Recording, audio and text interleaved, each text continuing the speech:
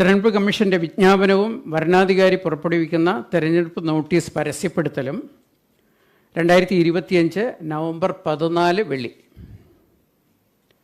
നാമനിർദ്ദേശ പത്രിക സമർപ്പിക്കുന്നതിനുള്ള അവസാന തീയതി 2025 നവംബർ 21 വെള്ളി.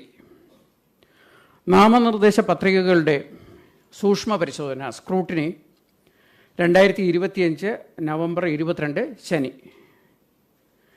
സ്ഥാനാർത്ഥിത്വം പിൻവലിക്കാനുള്ള അവസാന തീയതി, വിഡ്രോവലിനുള്ള അവസാന തീയതി 2025 നവംബർ 24 തിങ്കൾ.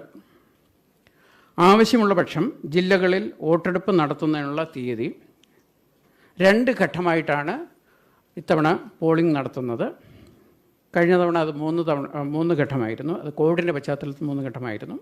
ഇത്തവണ 2 ഘട്ടമായിട്ടാണ് പോളിംഗ് നടത്തുന്നത്.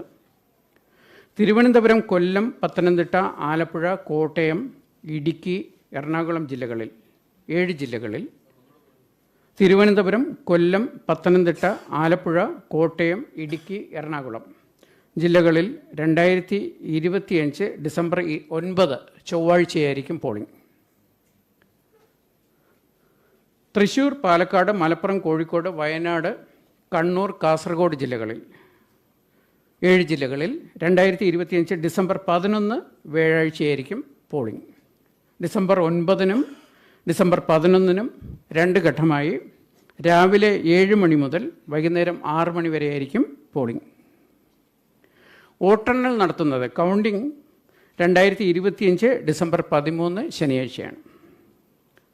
തിരഞ്ഞെടുപ്പ് നടപടികൾ പൂർത്തിയാക്കാനുള്ള അവസാന തീയതി 2025 ഡിസംബർ 18